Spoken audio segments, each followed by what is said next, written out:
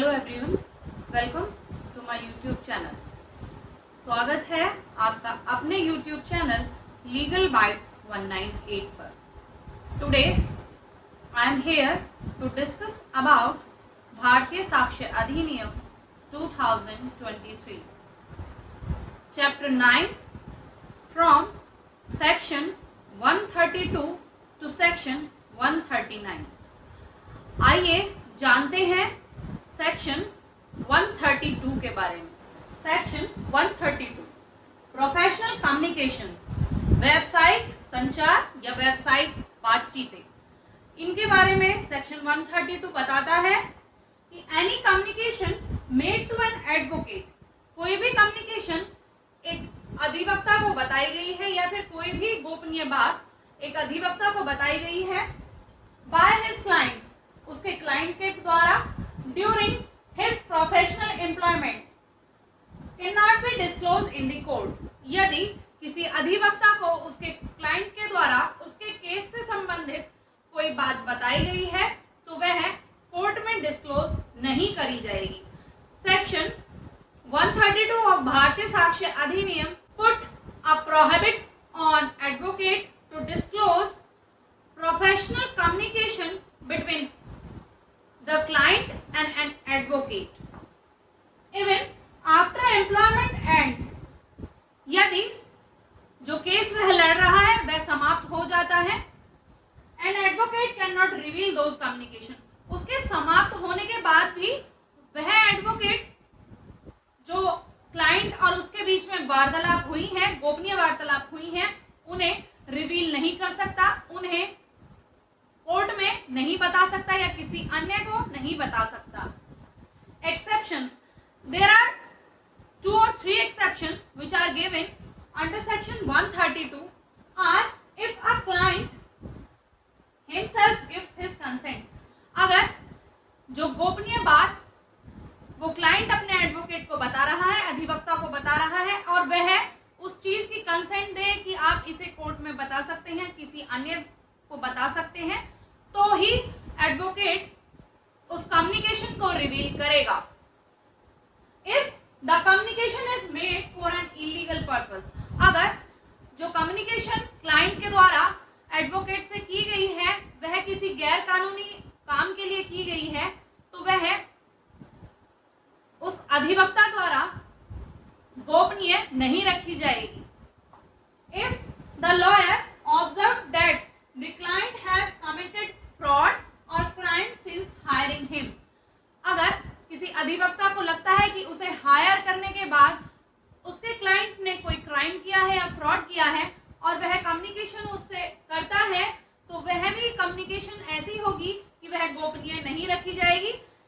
Section 132 की exceptions हमें बताती हैं कि अगर क्लाइंट खुद कंसेंट दे रहा है कम्युनिकेशन को रिवील करने की तो एडवोकेट कम्युनिकेशन रिवील कर सकते हैं।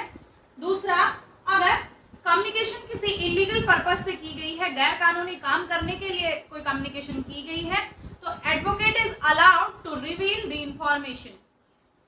अगर तीसरा ये दिया हुआ है कि अगर कोई क्लाइंट एडवोकेट को हायर करने के बाद कोई फ्रॉड करता है या कोई क्राइम करता है तो एडवोकेट बाउंड नहीं होगा कि वह उस इंफॉर्मेशन को छिपाए। Advocates have authority to reveal that information. There are many illustrations which are given under section 132. I have taken 2 illustrations to understand section 132 in better way. A client tells lawyer, एक client अपने lawyer को बताता है कि I committed forgery, please defend me। मैंने forgery commit की है, मुझे बचाइए। मैंने जालसाजी कमिट की है और प्लीज मुझे बचाइए। दिस इज प्रोटेक्टेड, यह इस सेक्शन के अंडर प्रोटेक्टेड है। क्यों? क्योंकि defending guilty person is not a crime, किसी भी दोषी पर्सन को अगर डिफेंड करा जाता है तो वह क्राइम नहीं है। Second, a client tells a lawyer help me get property with forge deed. एक क्लाइंट एक लॉयर से बोलता है कि प्लीज हेल्प मी, मेरी मदद कीजिए। क्यों? क्योंकि मैं जो ये प्रॉपर्टी है वो नकली कागजों से लेना चाहता हूं, नकली कागज बनवा कर लेना चाहता हूं, दिस इज नॉट प्रोटेक्टेड। यह इस सेक्शन के अंडर प्रोटेक्टेड नहीं होगी, because it is for a criminal purpose. जो कागज वो नकली कागज बनवाने के लिए उस एडवोकेट से बोल रहा है वह एक इलीगल पर्पस हो सकता है, गैर कानूनी हो सकता है और एक क्रिमिनल एक्टिविटी भी हो सकती है। इसलिए इलस्ट्रेशन सेकंड में जो कंडीशन है वह इस सेक्शन के अंतर्गत प्रोटेक्टेड नहीं होगी। फर्स्ट इलस्ट्रेशन में इस सेक्शन के अंडर जो कंडीशन दी हुई है वह प्रोटेक्टेड मानी जाएगी, because advocate have no right to reveal the information without the consent of his client in the court. Section 133 privilege not waived by voluntary evidence. स्वेच्छा से जो विशेष अधिकार है वह वेव नहीं होगा, वह खत्म नहीं होगा। यह सेक्शन 133 बताता है if a person voluntarily gives evidence, अगर कोई व्यक्ति स्वेच्छा गवाही देना चाहता है, it does not mean that he loses his right to privilege. इसका मतलब यह नहीं है कि वह अपना विशेष अधिकार खो देगा या जो गोपनीयता उसे रखनी थी, जो गोपनीयता उसे क्लाइंट और एडवोकेट के कम्युनिकेशन में बनाए रखनी थी, वह उसे रिवील कर देगा। A lawyer may give evidence about some fact in a case. एक लॉयर जो कि गवाही देता है किसी केस में कुछ तथ्यों के बारे में, but this does not mean he has to disclose professional communications with his client. इसका मतलब ये नहीं कि वह गवाही दे रहा है तो जो क्लाइंट और एडवोकेट के बीच में जो कम्युनिकेशंस हुई है, जो गोपनीय वार्तालाप हुई है, जो गोपनीय बातचीत हुई है, वह उसे कोर्ट में रिवील कर देगा, because it is protected under section 132 of BSA. ये है सेक्शन 132 ऑफ भारतीय साक्ष्य अधिनियम में प्रोटेक्टेड है कि जो एडवोकेट और एक क्लाइंट के बीच में कम्युनिकेशंस होंगी, प्रोफेशनल कम्युनिकेशंस होंगी, वह उस एडवोकेट द्वारा कोर्ट में रिवील नहीं की जाएंगी। और यह बताता है सेक्शन 132 कि अगर उस क्लाइंट के द्वारा कोई उसे एडवोकेट को हायर करने के बाद कोई इलीगल काम किया गया है या क्राइम किया गया है, कोई फ्रॉड किया गया है, then advocate should reveal the information और privilege remain intact unless the person expressly waive it. और सेक्शन 132 यह भी बताता है कि जो प्रोफेशनल कम्युनिकेशंस एडवोकेट और क्लाइंट के बीच में हुई हैं, वह कम्युनिकेशंस ओनली तब रिवील की जाएंगी जब क्लाइंट ऐसा करने के लिए एडवोकेट को अथॉरिटी देता है, अपनी कंसेंट देता है कि जो कम्युनिकेशंस उन दोनों के बीच में हुई हैं वह आप कोर्ट में जाकर बता सकते हैं, कोई तथ्य है वह बता सकते हैं। केवल इन चीजों को छोड़कर बाकी सेक्शन 132 प्रोहिबिशन लगाता है एक एडवोकेट पर कि जो प्रोफेशनल कम्युनिकेशंस होती हैं एक क्लाइंट और एडवोकेट के बीच में वह रिवील नहीं की जाएंगी। और सेक्शन 132 ये बताता है कि अगर सेक्शन 133 ये बताता है कि अगर कोई एडवोकेट किसी केस में कोई तथ्य के बारे में गवाही दे रहा है, किसी तथ्य के बारे में गवाही दे रहा है, तो इसका मतलब ये नहीं कि वह अपनी गोपनीयता का हक खो देगा या उसका जो विशेष अधिकार है क्लाइंट का कि जो कम्युनिकेशंस उन दोनों के बीच में हुई हैं वह गोपनीय रखी जाए, वह अधिकार खत्म नहीं होगा। ये सेक्शन 133 बताता है। Section 134 confidential communications with legal advisers. Legal advisers के साथ कॉन्फिडेंशियल कम्युनिकेशन के बारे में सेक्शन 134 बताता है। No one shall be compelled to disclose to the court any confidential information. Means कोई भी लीगल एडवाइजर को यह अथॉरिटी नहीं है कि जो कॉन्फिडेंशियल इंफॉर्मेशन क्लाइंट द्वारा उनके साथ शेयर की गई है वह उसे रिवील करे कोर्ट में,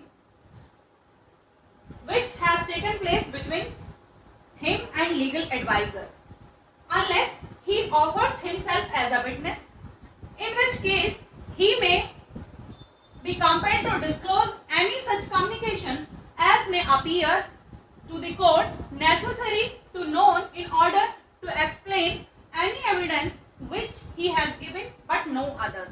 Means अगर किसी क्लाइंट और किसी लीगल एडवाइजर के बीच में कोई कॉन्फिडेंशियल इंफॉर्मेशन या कम्युनिकेशन की गई है तो वह कोर्ट में लीक नहीं की जाएगी, रिवील नहीं की जाएगी, जब तक कि जो लीगल एडवाइजर है वह खुद गवाही नहीं देता है या कोर्ट ऐसा नेसेसरी नहीं समझती है कि उसकी गवाही दी जानी किसी भी तथ्य के बारे में जो कि केस में बताए गए हैं वह नेसेसरी है, तब तक उस इंफॉर्मेशन को रिवील नहीं करेगा और with the consent of his client he will reveal the information in the court.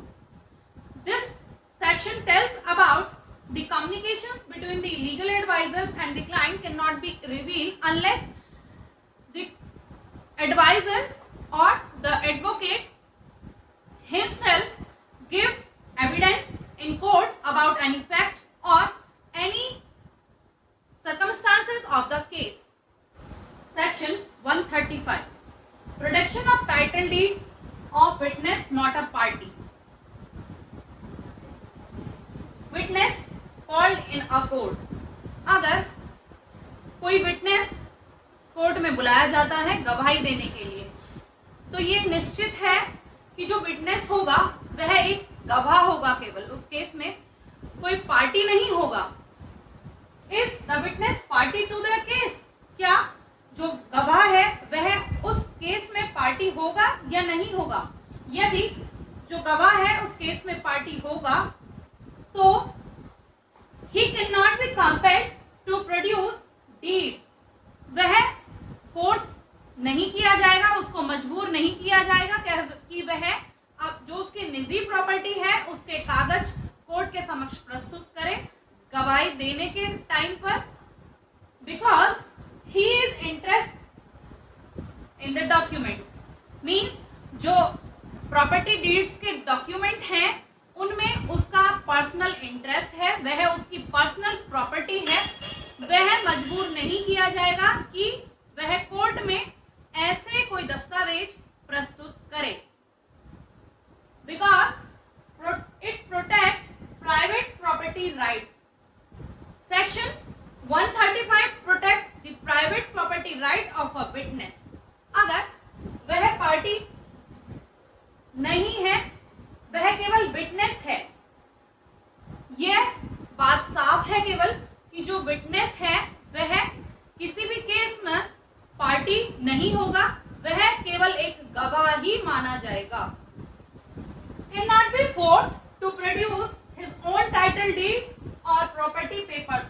अगर वह गवाह है या नहीं है तब भी उससे मजबूर नहीं किया जा सकता कि वह अपने जो पर्सनल प्रॉपर्टी है उसके डॉक्यूमेंट कोर्ट में प्रस्तुत करे गवाही देने के समय पर, या वह ऐसा अगर अपनी स्वयं इच्छा से करता है तो वह कर सकता है और जो दस्तावेज हैं उसकी प्रॉपर्टी के वह कोर्ट में प्रस्तुत कर सकता है. अगर वह चाहता है या खुद वह फ्री कंसेंट देता है उन पेपर्स को प्रोड्यूस करने के लिए तो ही केवल वह अपनी प्रॉपर्टी डीड्स के जो पेपर्स हैं वह कोर्ट के समक्ष प्रस्तुत कर सकता है.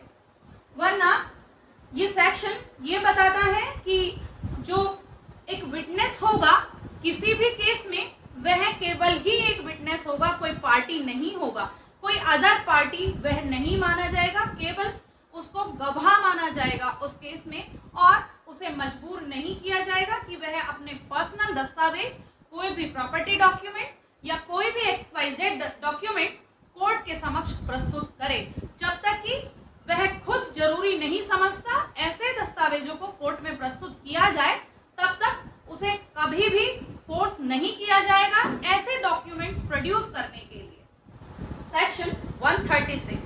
प्रोडक्शन ऑफ डॉक्यूमेंट्स और electronic records which another person having possession could refuse to produce it. Section 135 इस बारे में बताता है कि कोई भी डॉक्यूमेंट्स का प्रोडक्शन, किसी भी इलेक्ट्रॉनिक रिकॉर्ड का production which another person having possession, जिसका पोजीशन किसी अन्य व्यक्ति के पास है वह उसे प्रोड्यूस करने के लिए मना कर सकता है। If a person is called a witness and he has some document और electronic record in his position, यदि किसी व्यक्ति को गवाह के रूप में कोर्ट के समक्ष प्रस्तुत होने के लिए बुलाया जाता है और उसके पास ऐसे डॉक्यूमेंट्स हैं या ऐसा कोई इलेक्ट्रॉनिक रिकॉर्ड है उसके पोजीशन में और जो केस से रिलेटेड है या जो फैक्ट्स हैं या गवाह है, जो गवाही है उससे रिलेटेड है, he cannot be forced to produce it in court, तो उसे ऐसे इलेक्ट्रॉनिक रिकॉर्ड को और ऐसे दस्तावेजों को कोर्ट में प्रस्तुत करने के लिए मजबूर नहीं किया जा सकता।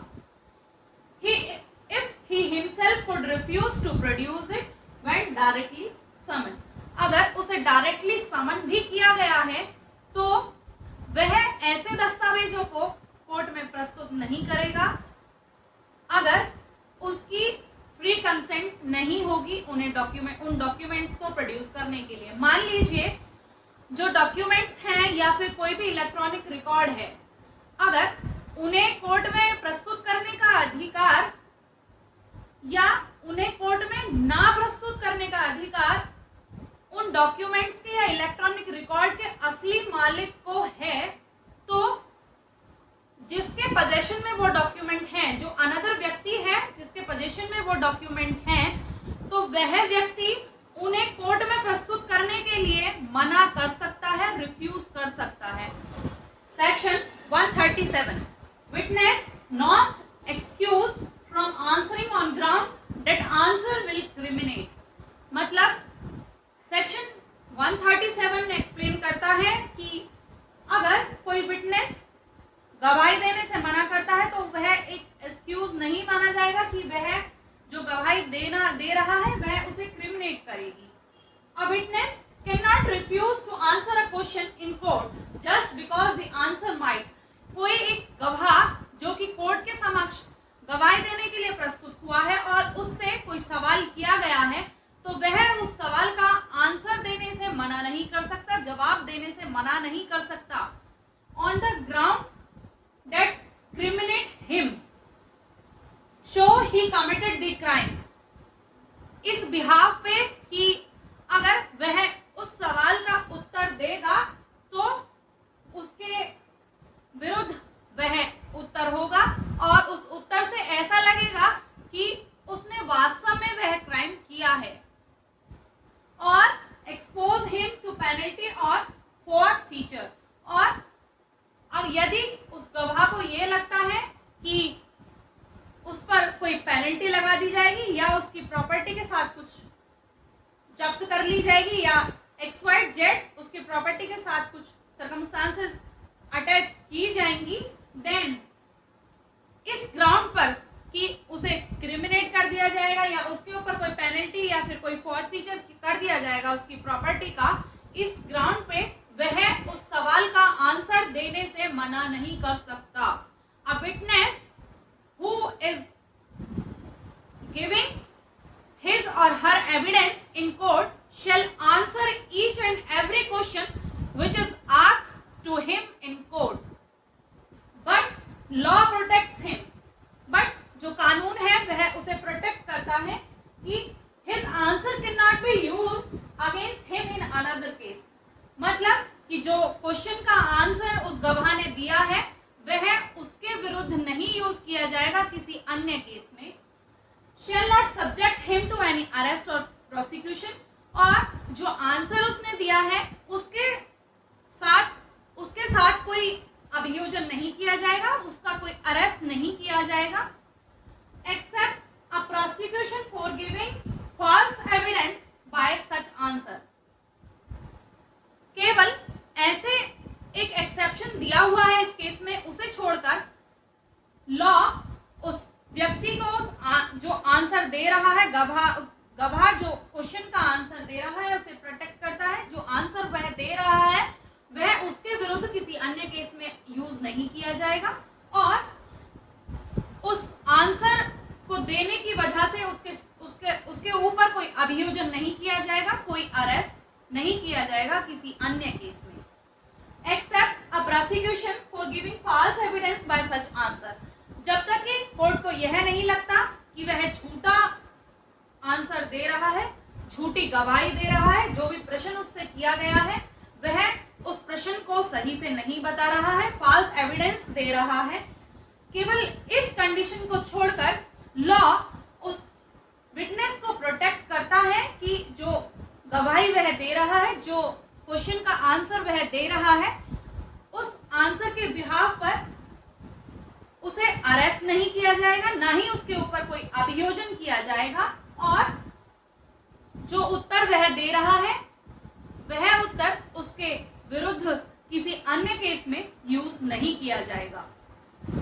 Section 138 accomplice. Section 138 explain about accomplice, सह अपराधी. An accomplice shall be a competent witness against an accused person. जो सह अपराधी है किसी केस में, वह एक कॉम्पिटेंट विटनेस माना जाएगा किसी भी एक्यूज पर्सन के against. And a conviction is not illegal if it proceeds upon the corroborated testimony of an accomplice. मतलब किसी केस में दो या दो से अधिक व्यक्ति इन्वॉल्व हैं और उन व्यक्तियों को सह अपराधी कहा जाएगा क्योंकि उन लोगों ने एक साथ मिलकर वह क्राइम किया है.